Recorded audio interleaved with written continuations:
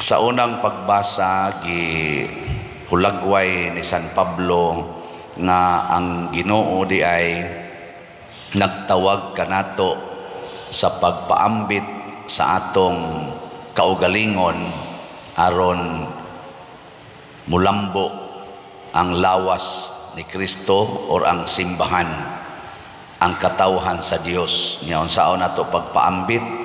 Ipaambit nato ang atong mga gasa nga nadawat, mga katakos sa mas pagtudlo, pagkanta, sa mas pagwali, pag-ayos mga masakiton, ipaambit. Gilingi ay mong tupad, ingnaonsay imong talent. Matana ba? Unsay imong talent. Usahay ang atong talent, anhiraman sad nato. Kusog kita mo kanta, anhara sa video okay. Ikaw ra say kanta. Nya ang imong silingan na disturbo na kay imong yung pakusgan og maayo ang inyong karaoke. Ayaw ipaambit sa mapuslanon na paagi sama aning misa, atong salmista, ang atong lektor, nya sa ato sang singer, nya ako sa duwali sad ko, sakristan, alagad, kay matod pa diri og naa kay katakos pag alagad. Nya naa sa kay kwarta panghatag, matod pa diri. Ihatag ngaway pagpangayo og bayad.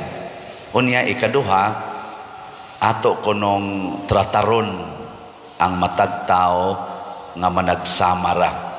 Wala tay palabihon, wala tay special treatment, kinahanglan equal ang atong pagtagad sa matag tao. Dili nato tamayon ang uban, nya daygon ang uban, sawayon ang uban, unya sigihan og daig ang uban. Sige ko no, lingiay mong tupad ina di ka hinawayon. Ina no. Wa jud ka kapanaway. Kita ra ba mga hinawayon kay tanan. No. Nya diri sa ebanghelyo giingon ni Kristo diri nga nagkumbira ang Ginoo, nya doon na siya'y mga dinapit.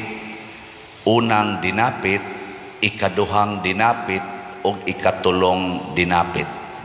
Kamo asa man mo nabilong kita karon dinhis misa, hain man ta nabilong sa unang dinapit, ikaduhang dinapit o ikatulong dinapit. Wa mo kibaw. Ang unang dinapit, mga arang-arang to sila nga mga tao, mo tong nakapalit og baka, nakapangasawa, sa patong uban nilang gibuhat. Ang ikaduhang dinapit, mga bakol, mga buta, mga piang. Ang ikatulo, pero naasod sa lungsod, ang ikatulo, maugyapon, mga bakol, mga piang, pero tuas gawa sa lungsod. Kamuhain mo nabilong. Naasa, ikatulo, ikaduha, bakol de mo, piang de mo.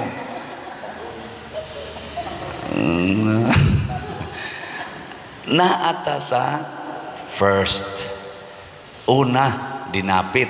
Kinsa tong una mga dinapit, mga himsog, pasabot gifted sila physically, pero tungod sa ilang pagka-gifted physically, daghan silang mga activities sa kinabuhi. Nya kining activity sa kinabuhi nila maoy nahimo nilang priority mo na inigtawag sa Ginoo nila nga i-share ang imong kaugalingon diris akong kumbira tambong daghan kay mga pasangil napamankoy atuon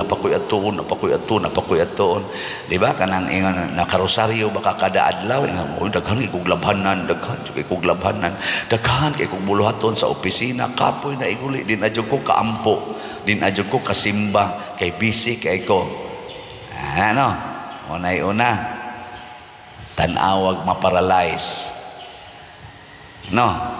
inig ka paralyze wa nay activity gaagas ng laway sige na lang rosaryo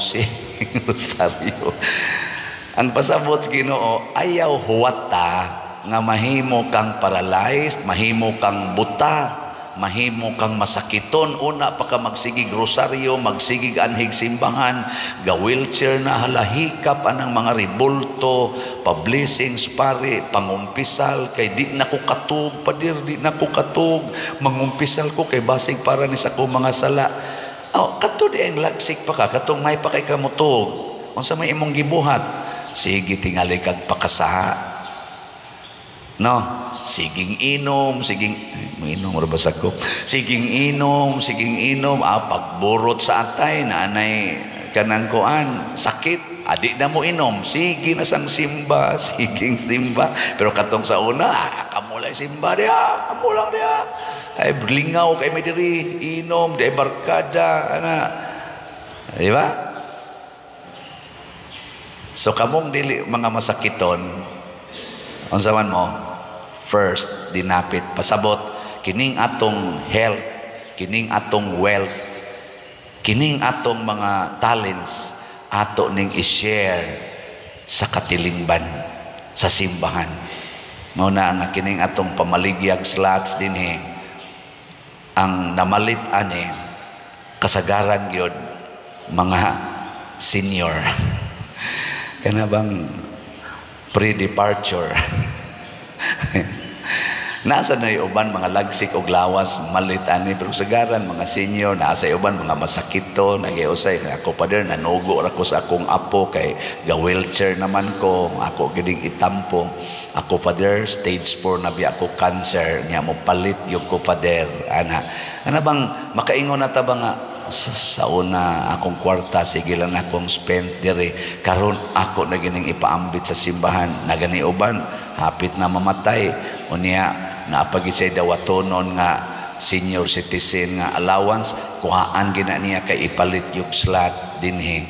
Nindot kayo, pero kamong mga lagsik og lawas, kamong naay mga negosyo, kamong mga daghan pa kay kwarta, kusog pa kay mo negosyo, namalit mo slot, nang donate mo sa simbahan, nagsige mog tabang sa inyong mga silingan, kanang mga kay mao man ni ang tawag sa Ginoo nato, ang pagtabang, ang pagwali, nangapil mo sa mga organisasyon sa simbahan aron mag Legion of Mary, choir, ang sa pananguban na lector, salmista. Muna malipay ko ni mga batanon sa atong youth dinhi, daghan sa kini sila nya atong lector, katekista na asay mga batanon, nya na asay mga tiwasonon, nang nindo tan-awon ba, nindo tan-awon nga naay mga batanon mutabang hasta gani ato mga bata dinhi, kani ato mga sasing boys, mga hidayon, manglimpyo nana.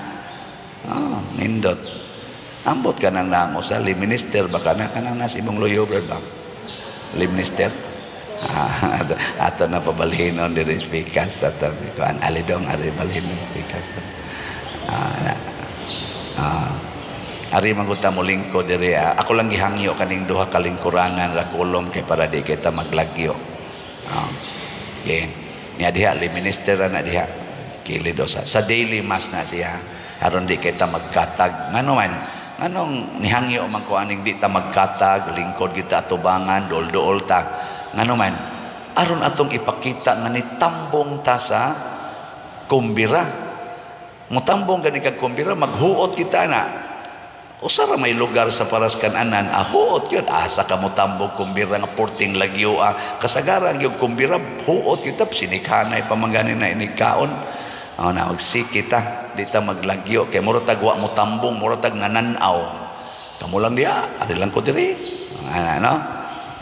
So karon di ay ang atong buhaton ato yung ipaambit samtang ligon pata, samtang baskog pata, ayaw paghuwat nga mabilong ka atong ikaduhang dinapit katubang wa nay gibuhat sa ilang balay, galingkod na lang kay tungod masakiton, disable na, ayaw huwata una pata magsigi og ampo, sige rosaryo muna akos una 12 pa lang akong edad, apil na kos Legion of Mary mga 12 or 11 niya active na gyud hangtod gyud na apil na kos kapilya hangtod pagka mga 20 na akong edad active na kay ko sa simbahan hangtod gyud karon. Hapit na sa ni masakit kay hapit naman mo sa isinta. Pero bahala na lang, lagsik-lagsik pa man, panagsaraman mo pagaw, bunga sa nis kabuangon. Aning kuan, gusto sa kong mo paambit, matod pa diri sa atong tubag sa Salmo, sa tiyatong tubag.